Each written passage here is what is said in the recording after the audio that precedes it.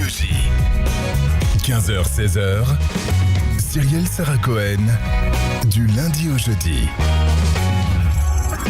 Bonjour à toutes et à tous et bienvenue sur Radio J. Ravie de vous retrouver pour une heure d'émission ensemble avec mon invité, figure de la télé-réalité connue sur les réseaux sociaux sous le nom de Natania Sonia. Aujourd'hui, Natania Sion vient nous voir pour son premier ouvrage, L'enfant oublié, aux éditions Hugo Publishing. Un livre témoignage sur son histoire, son expérience avec l'aide sociale à l'enfance et bien d'autres choses évidemment. L'occasion comme toujours de découvrir notre invité et ce en direct sur Radio J. 15h-16h, Cyrielle Sarah Cohen. Radio J. Bonjour Natania. Bonjour Cyrielle. Merci beaucoup d'être mon invitée aujourd'hui sur l'antenne de Radio J. Je vous avoue être tombée à plusieurs reprises sur certains passages de vos interviews, avoir été sans voix. Je me suis dit qu'il était impératif que vous veniez nous voir pour nous raconter votre histoire. Je vous remercie à nouveau de nous la livrer vraiment parce que j'ai cru comprendre que cela vous coûtait quand même à chaque fois de sortir un petit peu les secrets de cette boîte de Pandore. Ouais, c'est jamais facile de parler de nos plus grandes blessures, de s'ouvrir à des gens qu'on ne connaît pas et de se mettre complètement à nu au final. Bien sûr, c'est ce que vous faites dans cet ouvrage-là. C'est un livre témoignage très fort. Vous le racontez d'ailleurs sans filtre, avec beaucoup de courage, de lucidité aussi. Une lucidité imperturbable aujourd'hui. On va essayer de comprendre le cheminement mental pour en arriver là, parce qu'on voit que le démarrage est quand même très difficile dans la vie. Ce livre, L'enfant oublié, c'est une parole que vous avez réussi à délier et reconstituer. De quelle manière d'abord ? En fouillant déjà. Je pense que moi, c'est un peu comme le ménage. Je pense que pour faire le ménage, on est un peu obligé de foutre le bazar. Et c'est un peu ce qui s'est passé pour le livre. J'ai demandé à récupérer mon dossier d'aide sociale à l'enfance. Pas du tout dans le but d'écrire le livre de base, vraiment pour récupérer en vrai ce qui m'était dû de base. Et en fouillant, les larmes me sont venues. Beaucoup. Juste d'en reparler, ça commence. Parce que c'est très compliqué de voir qu'en fait, t'es qu'un bout de papier parmi tant d'autres. Là où toi, c'est toute ta vie, c'est des années de traumatisme et de blessures. Et puis l'envie de sceller tout le travail que j'ai fait aussi toutes ces années, de me couper de l'emprise, de prendre des décisions aussi dures soient-elles pour mon bien, où je me suis dit, il faut quelque chose d'impactant, quelque chose où je me dis, ok, toutes ces blessures sont là, qu'est-ce qu'on en fait ? Ouais, c'est ça. Et c'est là où petit à petit, l'enfant oublié a commencé à naître. À naître, en effet. Vous reconstituez, grâce à la découverte, bien sûr, de votre dossier administratif, votre histoire, mais aussi de vos journaux intimes. Vous les avez publiés pour certaines pages sur les réseaux sociaux. J'ai pu voir tomber, moi en tout cas, sur quelques petites pages où vous expliquiez ce qui se passait quand vous étiez en foyer, les journées, comment vous deviez travailler. On va cheminer ensemble, bien sûr, petit à petit. Mais si je pouvais vous demander 3 mots aujourd'hui pour vous décrire en étant la femme que vous êtes à 25 ans, vous diriez lesquels ? Résiliente. Forte. J'aime pas dire courageuse parce que je trouve que c'est pas très juste. Je pense pas qu'il faut faire preuve de courage. Je pense juste que tu as envie de survivre. Et je dirais âme pure, puisque c'est le premier chapitre de mon histoire et que c'est une ligne de conduite qui a été essentielle. C'est marrant parce que c'est exactement là où je voulais vous amener sur votre cou. Il y avait, je ne le vois pas aujourd'hui, un tatouage, âme pure. C'est ça. Pourquoi vous vous êtes fait tatouer cela et qu'est-ce que cela voulait dire pour vous ? En fait, c'est d'ailleurs une des premières phrases que j'écris avant même le début du chapitre pour dire à quel point c'est essentiel pour moi. On a tous des épreuves dans la vie, mais on n'est pas responsable de ce qu'on vit, on est responsable de ce que l'on en fait. J'ai grandi dans une famille très dysfonctionnelle où il y a beaucoup de douleurs. Ça se voit que tout le monde a son lot de souffrance. En revanche, on a tous pris des décisions différentes. Pour la plupart de ma famille, voire la quasi-totalité, ils ont décidé de justifier le mal qu'ils font parce qu'ils souffrent. Là où moi, je décide que de mes souffrances, je vais en faire de l'amour. Et c'est ça pour moi, avoir une âme pure. Et ça a commencé aussi quand la religion a pris une grande place dans ma vie et qu'elle a été un peu, clairement, une bouée de sauvetage pour moi parce que j'avais plus rien. Et c'est pour ça que d'ailleurs, même dans mes remerciements, je remercie aussi ma prof d'histoire juive qui a une grande importance dans ma vie aujourd'hui Et en fait, un jour, je me rappelle, j'étais en cours, donc j'étais en école juive. Et Vous étiez précisément, on va le dire, à Beth Yaakov. C'est ça. Et dans votre livre, vous remerciez Ouais. Monsieur Belaïch, que j'ai connu moi aussi. Ah non. Ouais. Ok. Et il a été important pour vous, je crois. Ouais, il vous a tendu la main à un moment donné de votre vie qui a été compliqué. On va en parler dans cette émission doucement mais sûrement. On va voir donc si tous ces mots évoqués vont coller avec votre personnalité. Mais d'abord le début, toujours le début. Nathania Sion, vous êtes née un 29 juillet 1999 de papa inconnu. 24 juillet. C'est ce que j'ai dit 29. Ah, 24 juillet, c'est bien ce que j'ai noté. 1999, de père inconnu, d'une maman d'origine juive tunisienne, Sonia. On comprend bien pourquoi vous avez choisi alors ce prénom collé à votre prénom également. Vous avez 2 demi-frères, Jonathan et Samuel, une demi-sœur, Samantha, plus âgée, de 2 papas différents.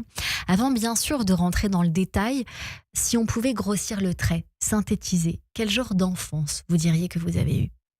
Pas d'enfance, clairement, du moins pas à partir de mes 8 ans. Avant mes 8 ans, je pense que j'ai eu une enfance, en tout cas de ce que je me souviens, à peu près normale en vue de ce qu'on avait. Après, il y avait plus ce truc-là d'insouciance. Un enfant était adulte et il n'y avait pas d'insouciance, il n'y avait pas de légèreté, il n'y avait pas ce truc de on préserve les enfants. Ce qu'on va expliquer peut-être à nos auditeurs, c'est que votre vie finalement va basculer quand vous êtes toute bébé. Vous avez 1 an et demi à peu près quand il se passe quelque chose d'assez grave. On est le 21 décembre 2000, c'est le premier jour de Hanouka. Est-ce que vous voulez nous expliquer ? Ouais. Donc, quand ma maman m'a eue, elle m'a gardée à peu près 6 mois. Ma maman souffrait de dépression, c'est-à-dire qu'il y a eu des périodes où elle allait très mal, d'autres périodes où elle pouvait se montrer très joyeuse, très forte. Et en général, les périodes où elle était maman, c'était les périodes où elle était très forte. Sauf pour moi. Moi, ça a été un peu plus compliqué. Elle n'a pas trouvé cette force. Et du coup, au bout de 6 mois, je ne sais plus dans quel contexte, mais je sais que je pleurais beaucoup, que mon jeune frère, enfin mon frère qui avait 11 ans, n'arrivait pas à me calmer. Donc il appelle ma sœur en se disant elle est quand même plus âgée, elle a quand même 10 ans de plus que mon frère, 22 ans de plus que moi, elle va un peu comme une sorte de deuxième maman réussir à gérer le truc. Sauf que c'est pas ce qu'elle fait. Elle appelle les services sociaux, en sachant que ma mère avait déjà galéré avec les services sociaux. Et du coup, ni une ni deux, ils retirent la garde à ma mère. De base pour une durée de 6 mois. Donc une période d'essai, ce que le juge a décidé, pendant laquelle ma mère devait suivre une thérapie, etc. Et forcément avoir des droits de visite. Les droits de visite n'ont pas du tout été respectés. Le premier jour de Hanouka, nous devions le faire ensemble, puisque ma maman a appelé tout le monde. J'ai passé, surtout là, ces dernières années, beaucoup de temps à fouiller un peu dans le passé de ma mère pour tout comprendre. Et tout le monde en revient au même fait. Et elle s'est retrouvée bloquée. 21 décembre, les greffiers, les juges, tout le monde est en vacances. Forcément, elle s'est retrouvée avec un silence. Et dans ce silence, je pense que la souffrance, elle a juste pris le dessus. Elle a pris une quantité de médicaments et elle est décédée. Pendant longtemps, on va vous faire croire qu'elle est partie d'une crise cardiaque jusqu'à vos 8 ans, jusqu'à la révélation de votre sœur. Il faut dire que vous allez grandir chez votre sœur, puisque on va lui donner votre garde. Son compagnon va devenir votre tuteur. Vous allez donc grandir de cette manière jusqu'aux révélations où finalement, pour elle, vous devenez trop mûr. Vous commencez à développer un esprit qui pense. Et donc, du coup, pour elle, ça devient problématique. Ma sœur, elle aime les enfants bébés. Ce qu'on peut avoir sous contrôle. À partir du moment où tu commences à avoir une opinion, que tu poses des questions, que tu commences à avoir ton propre caractère, ça a commencé à beaucoup la déranger. Et là, en plus, c'était vraiment le jour de mon anniversaire de mes 8 ans, où on est sur une île perdue parce qu'elle a décidé de suivre un mec dont elle est tombée amoureuse. Donc, je n'ai pas de rentrée scolaire. C'est vraiment, tout est complètement catastrophique. Et le jour de mon anniversaire, en fait, elle me balance ce truc. Mais j'ai vraiment, à chaque fois que j'essaie d'expliquer la sensation, j'ai l'impression que c'était comme une sorte de grande vague qui m'est arrivée, où j'ai vraiment bu la tasse. Et il y a tout ce truc qui ton père n'est pas ton père. Ah, ok. Et en fait, ta maman, elle est pas morte d'une crise cardiaque. Ok, suicide. Et puis, il y a tous les détails qui me sont racontés, mais dans les moindres détails. Tellement qu'encore aujourd'hui, bien que mon cerveau a occulté beaucoup de choses, cet épisode-là est clair, mais comme si ça s'était passé hier. Tellement ça a été traumatisant pour moi. Et en fait, c'est là où je comprends que maman a voulu se donner la mort. Vous allez en parler et on sent qu'il y a beaucoup de... Vous êtes très conciliante avec le geste de votre mère. Comment vous l'expliquez ça ? L'amour. L'amour, la compassion, et puis ça n'a pas toujours été le cas aussi. Lorsque j'étais plus jeune, je lui en ai énormément voulu. Aujourd'hui, quand je regarde mes carnets secrets, combien de fois je lui dis, mais comment t'as pu faire ça ? Comment une mère peut laisser un enfant ? Est-ce que vous pensez que c'était un chagrin d'amour qui a tué votre maman ? Non. Je pense que c'est une succession de désillusions en tant que femme, de déceptions, d'un contexte familial aussi très, très toxique. Et que et je me mets aujourd'hui à sa place, je me dis, j'ai 26 ans, si demain j'étais maman et que mes propres enfants feraient en sorte d'autant me nuire et de me briser, je peux comprendre que t'en viennes là. Comment vous expliquez justement ça ? Parce qu'elle a de grands enfants, votre maman, quand elle va avoir votre frère Samuel et puis vous, elle va avoir ses 2 premiers enfants d'une première union.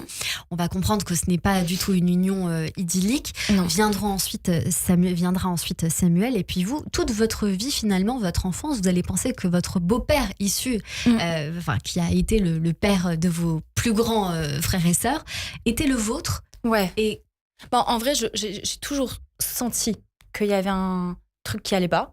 Sauf que dès que je mettais ça sur le tapis, on me disait que j'étais folle ou que j'étais parano, etc. Et puis quand t'es petite, tu te poses pas de questions. Si un adulte te dit que t'es folle, eh ben t'es folle et tu te fais un film.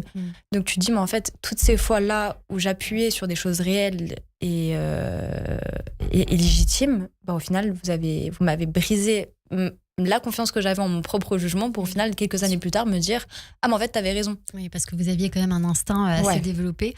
Nathania, de vos 8 à vos 15 ans, on va considérer que vous êtes assez ballottée. De famille en famille, quelque part, chez les frères et sœurs, chez les amis à l'école, parce que votre sœur ne peut pas ou n'a pas envie de subvenir à vos besoins comme il le faudrait. C'est ce qu'on comprend au travers de votre livre. À 10 ans, clairement, vous êtes vraiment livrée à vous-même. C'est ce qu'on comprend dans cet ouvrage-là. Est-ce que vous allez parler à quelqu'un ? Est-ce que l'aide sociale va vous tendre la main ? Est-ce que vous allez avoir des rendez-vous mensuels pour expliquer ce que vous vivez ? Non. Alors à l'époque, moi, je pensais que c'était 100% de la faute des assistantes sociales et des juges des enfants et de l'aide sociale à l'enfance en général.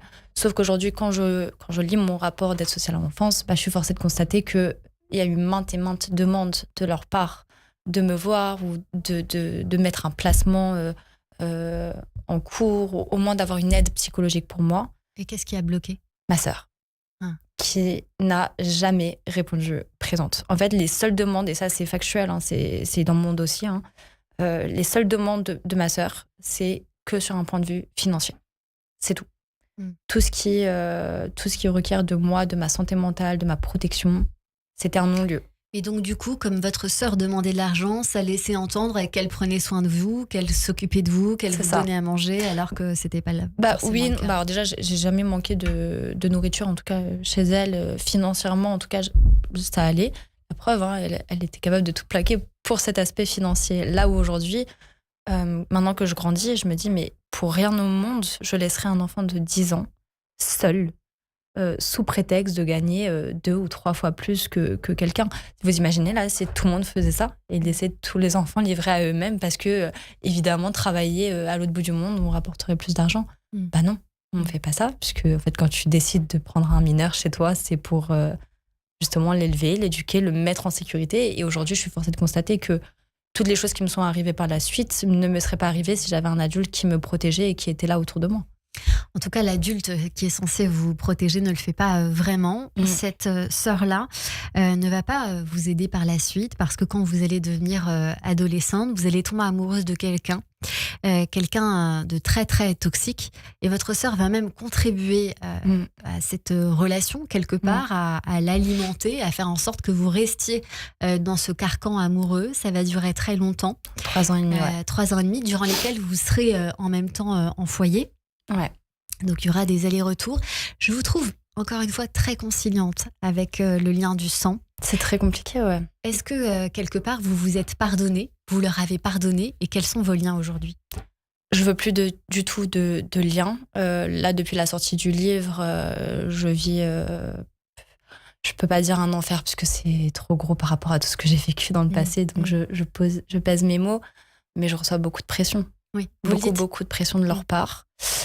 Là, je sais que voilà, le fait de prendre la parole ici aujourd'hui, il y aura des conséquences par la suite parce que dès que je prends la parole, j'ai toujours des conséquences depuis 3-4 mois maintenant.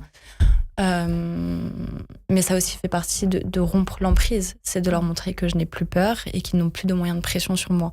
Là où avant, en fait, le fait de grandir dans une famille comme ça, tu te rends pas forcément compte de ce qui est grave. Et c'est ce que j'ai remarqué d'ailleurs dans ma famille, c'est qu'ils n'ont aucune notion de ce qui est bien ou mal. Tout est complètement biaisé. On est capable de s'insulter, de se taper dessus et puis de faire comme si de rien n'était les jours d'après. Natania, Sonia, on entend dans votre famille un climat très compliqué, chaotique bien évidemment, qui a perduré.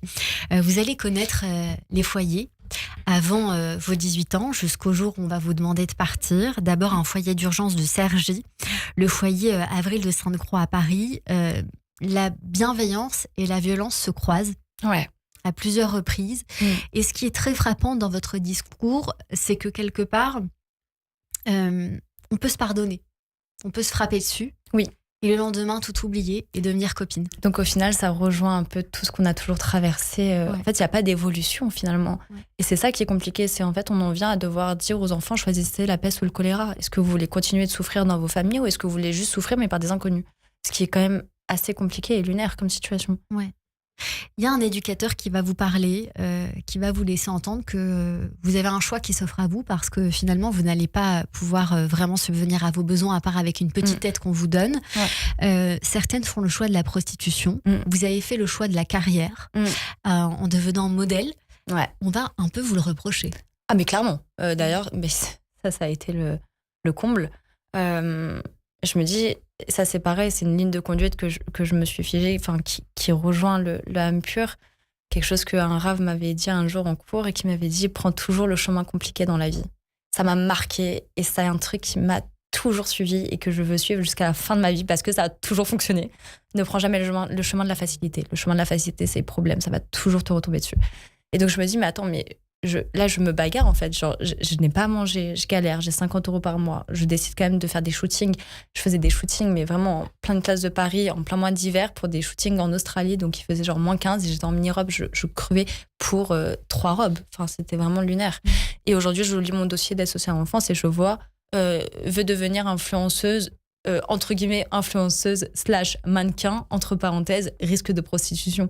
Mais je me dis, mais c'est lunaire. Et aujourd'hui, donc là, il y a quelques mois pour Noël, je rappelle le foyer Avril de Sainte-Croix en leur disant, trop cool, j'ai des cadeaux pour les filles, j'aimerais trop pouvoir leur apporter des cadeaux, etc.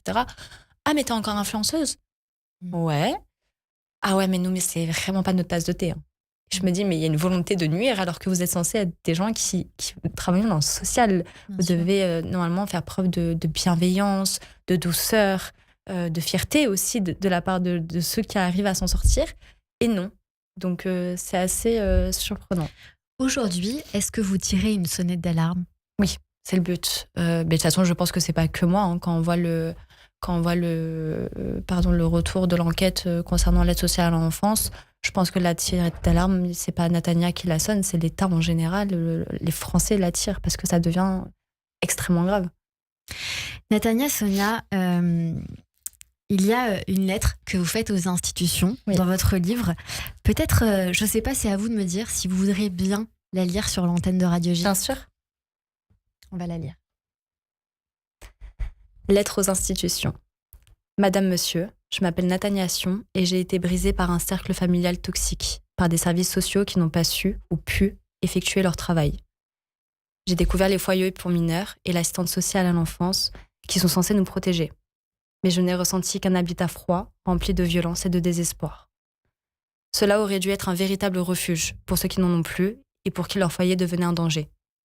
C'est aujourd'hui avec une immense humilité que je me permets de vous écrire mon vécu, mais également celui de plus de 200 000 enfants en France qui souffrent ou ont souffert de profondes lacunes qu'il est urgent de combler.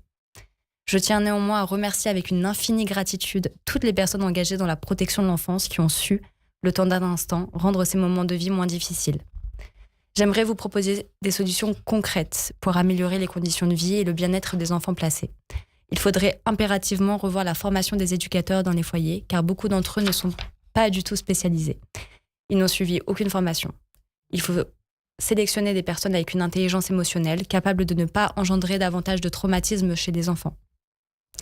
Je pense également à des maisons d'apprentissage, un lieu avant ou après la majorité entre jeunes pour apprendre l'autonomie petit à petit, gérer leur budget, se faire à manger, se responsabiliser sans être jetés dans la nature à leur majorité.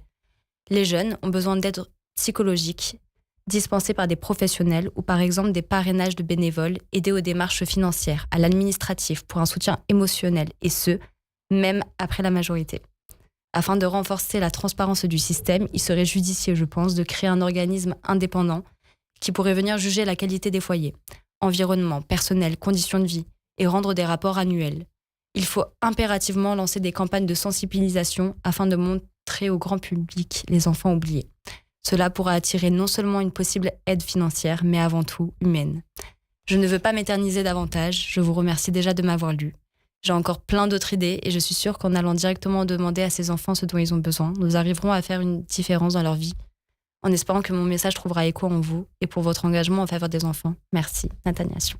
Merci à vous, Natania. Merci beaucoup. J'espère que ce message passera. Je pense qu'il est très important. Il était important que vous le lisiez aujourd'hui sur l'antenne de Radio J parce qu'on a toujours vocation, quand on écrit, à être lu. C'est le message qui est, à mon sens, le plus important pour la généralité des gens qui vont suivre, évidemment, parce qu'il reste encore des jeunes femmes et pas que dans les foyers. Est-ce que, comme vous nous le disiez tout à l'heure, vous êtes toujours en contact avec certaines d'entre elles ? Ouais, bien sûr. Qu'est-ce qu'elles vous disent ? C'est compliqué, en vrai. C'est compliqué parce que on peut jamais oublier ce qui s'est passé là-bas. On se sent... je sais pas comment comparer ça, mais c'est un peu comme si on avait vécu dans une secte que personne ne comprend finalement, parce que les gens connaissent à peu près l'aide sociale à l'enfance, mais de loin, ils savent pas. Il y a encore des gens qui appellent ça la DAS, donc on sait pas vraiment ce qui en passe, mais voilà, il y en a quelques-unes qui ont quand même réussi à s'en sortir, et je pense que c'est ça aussi qui est important, comme d'ailleurs les éducateurs qui ont réussi à faire du bien. Je pense que dans le livre, il y a vraiment cette notion un peu de grise, que y a pas, tout n'est pas noir ou tout n'est pas blanc. Il y a de très mauvais éducateurs, comme il y a aussi de très bons éducateurs, et je pense que c'est aussi important de le notifier. On va continuer à parler avec vous dans cette émission. Natania Sion, pour votre livre Témoignage, l'enfant oublié, publié aux éditions Hugo Publishing. Dans un instant, on poursuit également cette émission avec la chronique théâtre de Christophe Barbier, le billet du jour d'Annabelle Guiraud et puis le portrait de notre invité dans les yeux de Joseph Agostini. Dans un instant, c'est surtout aussi le rappel des titres sur Radio J.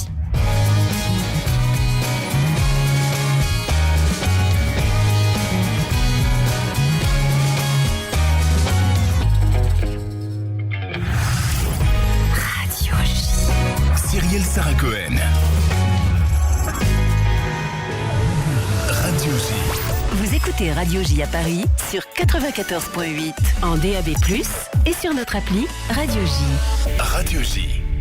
–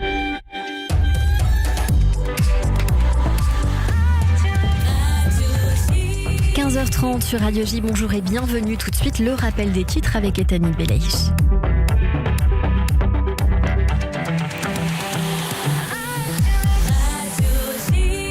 Bonjour Etani. Bonjour Cyrielle, bonjour à tous. Le Hamas va transférer l'otage Idan Alexander à la Croix-Rouge à 18h30, heure israélienne à Khan Younes, dans le sud de la bande de Gaza. La libération du soldat israélo-américain détenu depuis 584 jours pour faire l'objet de retard prévient la défense israélienne. Le premier ministre israélien Benjamin Netanyahou souligne, lui, que la libération du captif annoncée par le Hamas ce matin ne donnera lieu ni à un cessez-le-feu dans la bande de Gaza, ni à la libération de prisonniers palestiniens.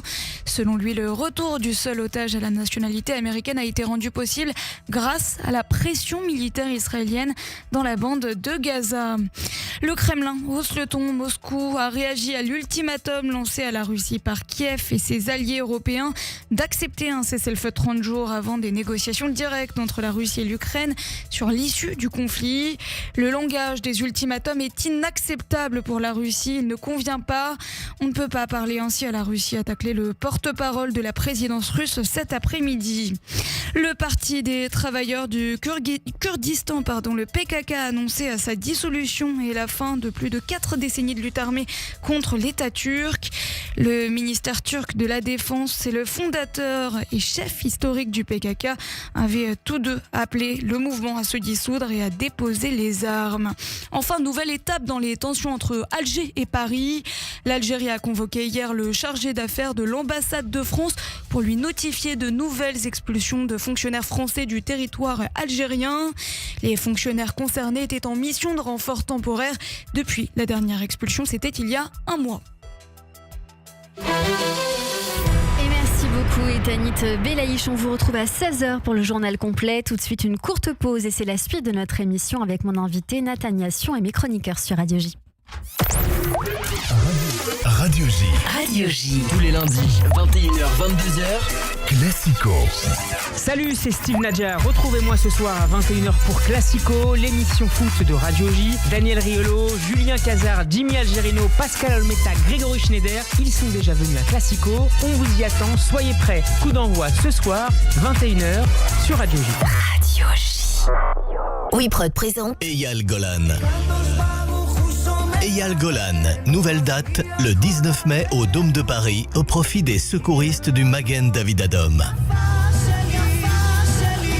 Réservation ticketmaster.fr. Eyal Golan, 19 mai, Dôme de Paris, une voix, une cause, MDA. Un événement WeProd à ne surtout pas manquer. Ticketmaster.fr. Fabienne Hamson, responsable du service écoute-mémoire de l'OSE. Dans leur enfance, les survivants de la Shoah ont connu des années terribles. Mais plus de 70 ans plus tard, l'OSE veut leur permettre de vivre de bons moments. Des moments de partage, de chaleur humaine et de solidarité au sein de ces différents services, des lieux de parole et de convivialité, tels écoute-mémoire et histoire, le café des psaumes, les graines de psaumes. Aidez-nous à leur apporter aujourd'hui ce bien-être. Merci à vous. Association OSE, don sécurisé, ose-france.org.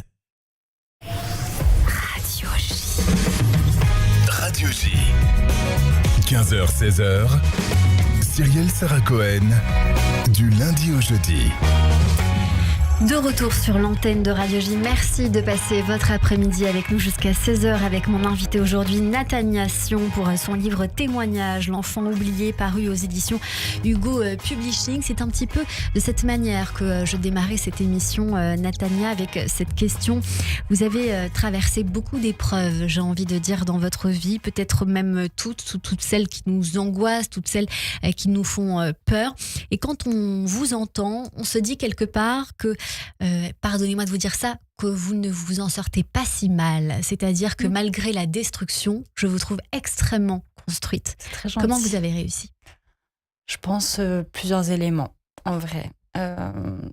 Déjà la religion, parce que même si aujourd'hui je suis pas pratiquante, ça a été... Moi j'ai toujours dit, Dieu c'est mon père. J'ai foi, confiance en 1 milliard de %, je sais que ça va être tout droit. Et donc du coup, forcément le fait d'avoir été en école... juive, le fait d'avoir eu aussi cette professeure sur qui j'ai pu compter, qui m'a appris tout ce que je n'ai pas appris au final avec ma famille, ça m'a aussi inculqué de très belles valeurs, je pense, déjà. Et puis beaucoup de thérapie, on va pas se mentir. Ouais. J'ai fait aussi beaucoup de thérapie. Je suis encore en thérapie. Je recommande à quasiment tout le monde de faire une thérapie. Je pense que c'est extrêmement important de voir les choses avec du recul, de voir les choses sous un autre angle, de se remettre en question aussi. Parce que ce que les gens ont tendance à oublier, c'est que quand on est victime, la ligne est très fine entre devenir victime et de redevenir toxique à son tour. Ouais. Et donc, à un moment donné, je me suis dit, il faut que je prenne un tournant dans ma vie et que j'apprenne à faire un vrai nettoyage, parce qu'à un moment donné, vouloir accepter de l'amour qui n'en est pas à tout prix, c'est toxique. Ouais. Aujourd'hui, vous avez trouvé l'amour, c'est toujours le cas? Très bien, vous êtes fiancée? Félicitations. Merci beaucoup. On vous souhaite tout le meilleur, évidemment. C'est gentil. Vous avez dit une phrase: ma vie m'appartenait, et même si le chemin était encore long, j'étais prête à avancer, pas pour oublier, mais pour devenir enfin la personne que j'avais toujours rêvé d'être. Quel genre de personne? J'ai toujours rêvé d'être maman, déjà. Et c'est vrai que je me suis toujours dit que j'ai pas envie de reproduire encore ces schémas de traumatisme transgénérationnel encore et encore. Et que si un jour j'avais cette volonté d'être une bonne épouse, d'être une bonne mère, mais avant tout d'être une femme dont je suis fière, il fallait que je me pose et que je fasse ce grand nettoyage de moi-même, quoi. Aujourd'hui, vous avez des victoires, vous diriez? Je suis là, c'est une victoire. La personne que je suis est une victoire. Le fait de pouvoir être aujourd'hui face à vous et de parler au nom de tous les enfants qui ont été placés, de tous ceux qui n'ont pas cette visibilité-là, c'est la plus grande des victoires.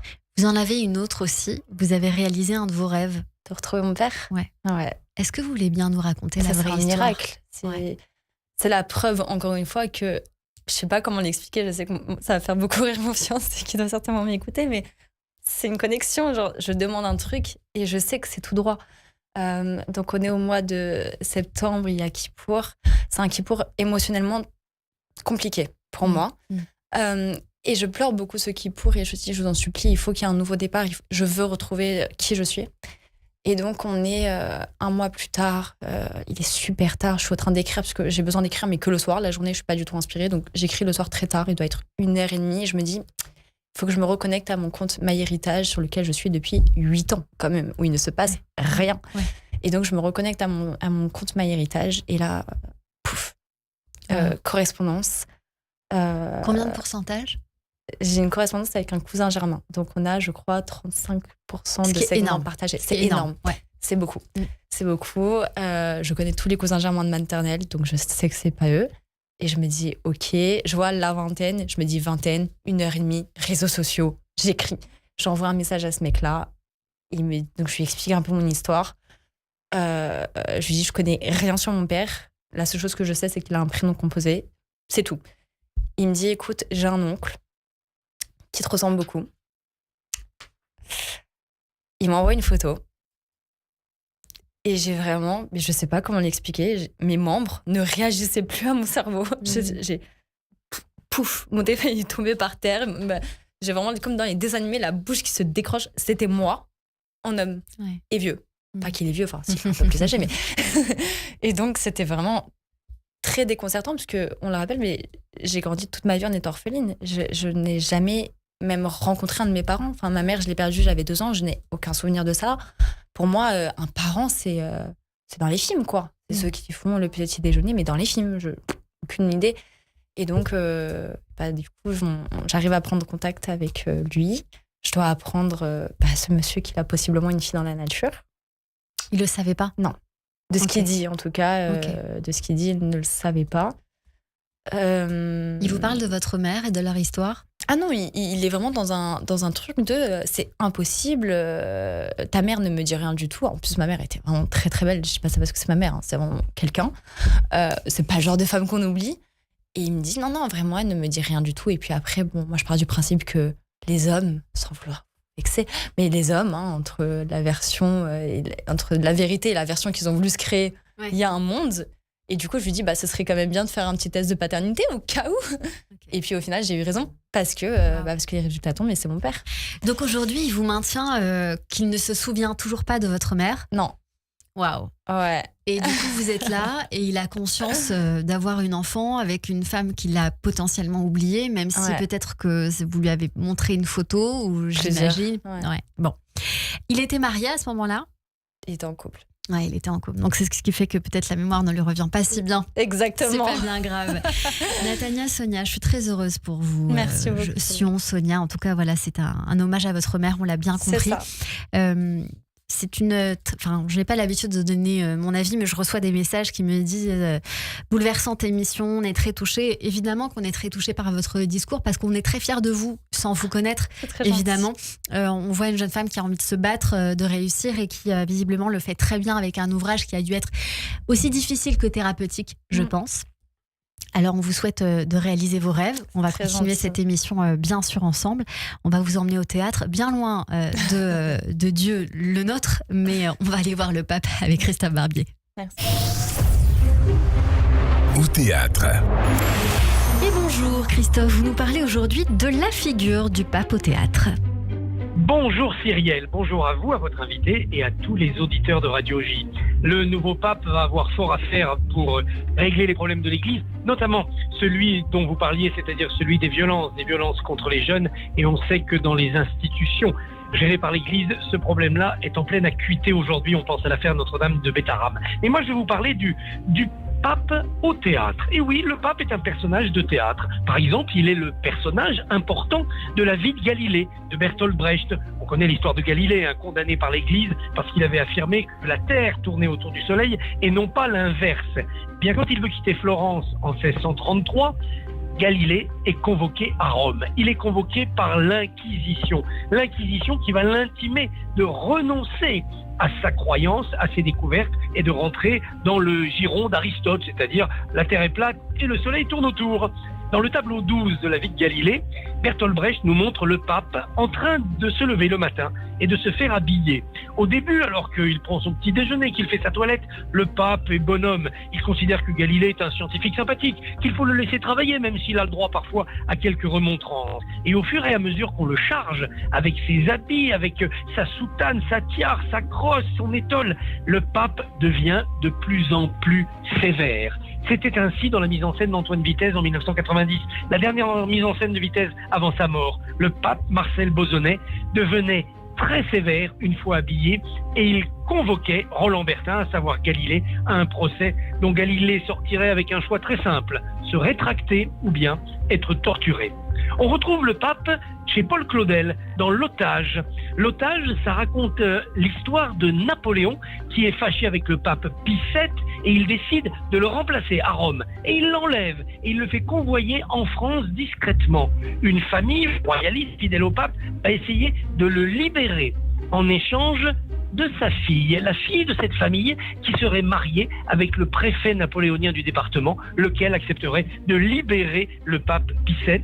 C'est une sorte de thriller claudélien catholique qui avait été rédigé par l'auteur de L'Annonce faite à Marie ou bien du Pain dur et du Père humilié, les suites de cette trilogie dite des Coups-Fontaine. Vous voyez, le pape est un personnage très important pour le théâtre et pour les comédiens aussi, bien entendu parce qu'il y a eu pendant des siècles l'excommunication qui frappait les comédiens, mais aussi parce que la Comédie Française, en 1988, est allée jouer devant le pape Jean-Paul II à Castel Gandolfo. Elle avait joué Peggy, Jeanne d'Arc et les mystères de la charité, un texte qui ne pouvait que plaire à un pape. Je citerai pour finir Michel-Ange et les fesses de Dieu. Encore un pape, le pape Jules II, un pape guerrier, qui avait commandé à Michel-Ange le plafond de la chapelle Sixtine. Il voulait que le peintre y représentât les 12 apôtres, mais Michel-Ange a protesté. Il a voulu peindre toute la Genèse, et notamment la création, avec Dieu qui transmet la vie à l'homme. Vous savez, les deux doigts qui vont presque se toucher. Sauf que sur ce plafond, on voit un peu trop les fesses de Dieu. Et c'est ainsi. L'auteur Jean-Philippe Noël avait écrit une comédie historique magnifique, jouée notamment par Jean-Paul Borde, qui jouait le rôle de Michel-Ange. Michel-Ange et les fesses de Dieu, c'était une manière de nous rappeler que, au théâtre, le pape a souvent sa place, mais le rire, toujours sa place. Évidemment, merci beaucoup Christophe Barbier. Et tout de suite, c'est le billet du jour avec Annabelle Guiraud. Le billet du jour. Bonjour Annabelle. Bonjour Natania. Bonjour Annabelle. Dans cette chronique, c'est l'actualité, c'est votre actualité qui nous accompagne. Allez, c'est parti. Le 4 juin prochain, c'est la journée internationale des enfants victimes innocentes d'agression. Voilà une célébration qui s'inscrit totalement dans votre actualité avec la publication de L'Enfant oublié.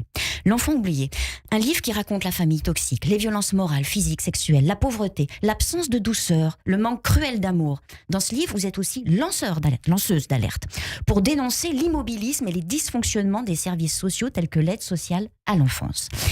Et il y a un sujet, plus que tout, qui revient dans votre livre, L'Enfant oublié, et dans vos interviews. C'est l'amour. L'amour, on dit souvent que c'est la force la plus grande de ce monde. C'est essentiel. Mais on oublie parfois de dire à quel point l'absence d'amour, celui qui porte et qui protège, est une forme aussi de violence. C'est vrai ça, quand on a grandi avec une carence, avec un manque d'affection, comment on apprend à aimer ? On ne connaît pas les codes, on regarde les autres aimer et on essaie d'imiter. Parfois, c'est pas toujours le bon modèle que l'on a copié, et ça fait encore plus souffrir. Alors quoi faire ? S'interdire d'aimer pour ne pas avoir davantage mal ? Ou repartir à la conquête de l'amour, car l'amour c'est comme l'air que l'on respire, c'est vital. À repartir en quête d'amour et apprendre soi-même ce que aimer signifie. Au début c'est un peu comme une langue étrangère, faut réapprendre avec patience. On tâtonne, on avance à l'aveugle, on déconstruit petit à petit ses croyances limitantes et on arrive enfin à désapprendre la peur d'aimer. C'est un chemin initiatique à élaborer et vivre soi-même. L'amour, le vrai, c'est pas du virtuel, c'est du réel. Oubliez ChatGPT, Gemini et autres IA pour apprendre à aimer. Apprendre à aimer, ça commence aussi par s'aimer soi-même. Aime-toi et la vie t'aimera, écrivait Catherine Ben Saïd dans son livre du même nom. Un principe qui fait écho à votre propre histoire. Lorsque vous avez décidé de retirer l'acide hyaluronique injecté dans vos lèvres, vous expliquez que cela correspond à vos besoins de lâcher prise sur cette recherche perpétuelle de la perfection. Vous avez compris que vous ne pourriez pas ressembler à un filtre photo toute parfaite. Vous avez donc appris à aimer qui vous êtes. Natania, vous avez eu cette jolie phrase dans un interview. L'imperfection, c'est hyper beau. Et oui, c'est ce qui fait la typicité de tout à chacune et chacun. C'est notre beauté. Arrêtez de penser ce que les autres pourraient penser de nous. Arrêtez de vivre dans le regard des autres pour tenter de leur plaire à tout prix. S'aimer soi-même sans avoir besoin d'artifices et de paillettes, c'est s'accepter. Accepter d'être soi. C'est un gage de confiance en soi. Et quand on a atteint cela, le champ des possibles s'ouvre à nous. Il est possible d'aimer, il est possible de faire plein de choses qui nous paraissaient avant irréalisables. Car oui, on est parvenu à aligner les planètes. En parlant de planètes alignées. Je ne peux pas finir cette chronique sans vous parler des astres, chère Natania. À Skip, vous êtes assez branché, signe du zodiaque. Vous êtes né un 24 juillet. Et vous êtes donc du signe du lion. Le lion, ça s'entend très bien avec les poissons.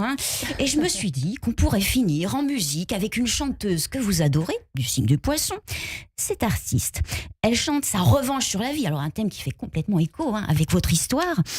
D'ailleurs, c'est une de vos chansons préférées. Cette artiste, c'est Rihanna avec Bitch Better Have My Money. Musique, c'est parti! Pay me what you want it. Don't act like you forgot. Et merci beaucoup Annabelle Guiraud. Si on m'avait dit qu'on passerait du Rihanna et cette chanson sur Radio J, je pense que je ne l'aurais pas cru, mais c'est bien chose faite. Merci beaucoup Annabelle. Tout de suite, on va passer à l'introspection sur Radio J.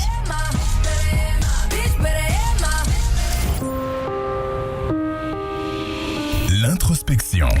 On revient un petit peu d'émotion évidemment avec Oscar Wilde qui a dit « Parfois nous pouvons passer des années sans vivre du tout et tout à coup notre vie entière est concentrée dans un seul instant ».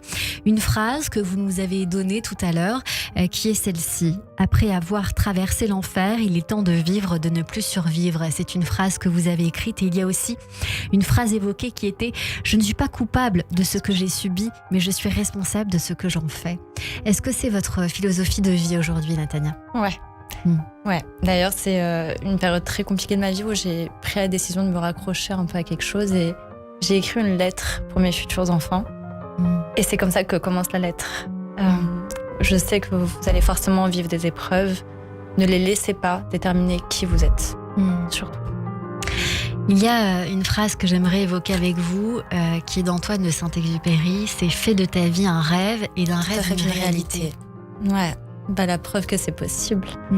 Parce qu'aujourd'hui, quand je relis mon dossier d'aide sociale à l'enfance, je me dis, mais c'est un miracle. C'est le fait que je sois là aujourd'hui, c'est une bénédiction. Rien ne... Et pour le coup, on a la sensation que vous réalisez, en tout cas, une envie que vous aviez qui est de devenir influenceuse, de travailler vos réseaux sociaux, parce que c'était votre moyen de vous en sortir. Mais aujourd'hui, vous poursuivez. C'était une sorte de... Je pense que c'est un peu venu à moi pour 2 raisons. La première, c'est que ma mère, étant une très très belle femme, avait toujours rêvé de ce côté-là, un peu gloire, célébrité, etc. Malheureusement, elle n'a pas pu. Et puis, elle est décédée très tôt. Et donc, aucun de ses rêves n'a pu aboutir. Et donc, j'ai eu un peu cette envie. C'est pour ça que quand j'ai créé mon compte Instagram, ça a directement été évident pour moi de mettre Natania Sonia pour qu'elle puisse vivre un peu ça à travers moi. Et puis, il y a eu un peu une sorte de vengeance personnelle, de me dire, mais j'ai été tapée dessus parce que je mettais un débardeur, je me faisais taper dessus pour dire où j'allais, je me faisais taper dessus pour un oui ou pour un non. Aujourd'hui, je vais briller. Et toutes les fois où tu voulais pas me voir, toutes les fois où j'ai pris des coups pour des séances photos, tu vas me voir partout. Voilà. Et au final, j'ai réussi. Et vous avez réussi, bien évidemment. Est-ce qu'il y a une autre philosophie de vie qui vous porte aujourd'hui ou que vous aimeriez épouser ? Que rien n'est insurmontable. Et que faut jamais oublier comme tu l'as si bien dit dans ce que tu as écrit, mais s'aimer soi-même, c'est ce qu'il y a de plus important. Il y a beaucoup de gens qui pensent s'aimer, beaucoup de gens qui pensent se connaître, beaucoup de gens... Tout ça, c'est faux. C'est parce que tu crois ce que les gens pensent de toi. Mais qui tu es vraiment ? Est-ce que quand tu es seul le soir sur ton oreiller, est-ce que tu es à 100% ? Il y a une citation que j'aime beaucoup, mais il n'y a pas meilleur oreiller qu'une bonne conscience. Et ça, c'est aussi une de mes phrases et de citations que j'admire énormément et qui fait qu'aujourd'hui, je suis en capacité d'écrire ce livre et de le mettre partout devant tout le monde. Je suis en capacité de faire tous les interviews, en parler comme ça parce que je sais et je suis ancrée avec la réalité que je suis à 100% dans mon droit. Et donc, forcément, ça aide à se reconstruire. Et à 100% vous-même, on l'entend C'est bien ça. en tout cas. Tout de suite, c'est votre portrait sur Radio J. Radio J. Cyrielle Sarah Cohen. Comme toujours à la fin de cette émission, on a pour habitude de débriefer ces minutes passées ensemble. C'est donc votre portrait vu par Joseph Agostini. Bonjour Cyrielle. Joseph. Bonjour Natania. On a pris l'ascenseur ensemble pour venir. Oui, c'est vrai. Parce que j'ai trouvé Natania Devant. en bas. Et voilà, exactement. Et je lui ai indiqué le chemin de l'entrée. Oui. Voilà, et pas de la Exactement. sortie. Alors, résilience forte et âme pure. Natania Sion, quel chemin vous avez fait pour éviter les naufrages, éviter les précipices. La question serait plutôt comment avoir une âme pure alors que tous les chemins mènent infailliblement au malheur. Et vous n'avez pas justifié le mal par le mal, c'est ce que vous nous avez dit tout au long de cette émission. Vous ne vous êtes pas suicidé dans tous les sens du terme d'ailleurs, parce qu'on n'est pas obligé de mourir pour se suicider. Non. On peut se perdre à soi-même. Et vous avez pris la vie à bras-le-corps, maintes et maintes fois. Elle est là peut-être la principale résilience, la capacité de répéter et à l'infini un cercle vertueux qui nous permet de vivre son désir sans entrave. Le désir amoureux, le désir professionnel, dans l'ombre d'un Dieu auquel vous croyez de toutes vos forces, auquel vous vous cramponnez pour ne pas tomber, c'est ça ? C'est un peu ça, ouais. Pour ne pas vous abîmer à votre tour dans la détresse, et peut-être dans la détresse du bébé que vous étiez. Et que je suis toujours. On a toujours un enfant qui est en soi. Je pense que peu importe l'âge, on a tous l'enfant qui est en nous et qu'on a besoin de protéger d'ailleurs et d'aimer. Et de consoler, il y a toujours un enfant Toujours. qui pleure alors, Oui. et que vous consolez encore aujourd'hui. Que j'apprends à... J'enlève toutes les croyances limitantes qu'on a données à cet enfant pour lui donner de nouvelles croyances, des croyances fortes, des croyances remplies d'amour, des croyances positives. Oui, absolument. Et vous avez fait mentir les évidences, au fond, Natania. Vous avez débusqué les clichés qui veulent réduire l'enfance malheureuse, l'enfance de la DAS, de l'aide sociale à l'enfance, et la DAS. On disait cela tant jadis. Réduire cette enfance à des stigmates, à des plaies incicatrisables, parce qu'au fond, on voudrait que ce soit incicatrisable dans nos pensées réduites, dans nos raccourcis. Et non, la prostitution et l'errance ne sont pas au bout de tous les chemins de douleur. Et non. Et oui, c'est pour ça, la plus grande surprise de l'aide sociale à l'enfance, Absolument. les femmes ne sont pas forcément destinées à devenir des prostituées. Oui, c'est ça. Et peut-être pas forcément par malveillance, mais plutôt, je dirais, par ignorance et par raccourci. Oui, bien sûr, mais parce que il faut aussi se demander, mais pourquoi ces jeunes filles en sont arrivées là ? Qu'est-ce qui a fait que ? Oui, c'est ça. Et tout le monde n'a pas le même courage, tout le monde n'a pas les mêmes croyances, tout le monde n'a pas cette envie de montrer aux gens que, bah non, je suis pas le schéma qui va se répéter encore et encore. Et vous avez un père, c'est Dieu. Donc je suis limitée en force. Oui, c'est ça. Alors, vous avez écrit une lettre pour vos futurs enfants afin de les mettre en garde, ne pas laisser leur vie faire les choses à leur place, au fond. Trouver une liberté dans les assignations de départ, prendre les rêves de l'autre, cette maman perdue pour la réhabiliter dans son cœur, au fond. Et je crois quand on a cette envie de réhabiliter un être ou une chose, une idée, et de se battre pour justement qu'elle soit reconnue à sa juste valeur, eh bien on a la principale base dans l'existence. Je pense aussi. En tout cas, je trouve que c'est ce qui fait sens. Merci beaucoup Natania Sion. Merci à vous pour ce beau portrait. Merci beaucoup Joseph Agostini, notre psychanalyste que l'on retrouve tous les lundis sur l'antenne de Radio J et tous les dimanches depuis cette année sur RTL dans Parlons-nous de 23h à 1h du matin. – 15h, 16h, Cyrielle Sarah Cohen. Radio J. Ouais, on s'est dit qu'on allait finir comme ça, en conquérante évidemment. J'aime beaucoup la direction artistique.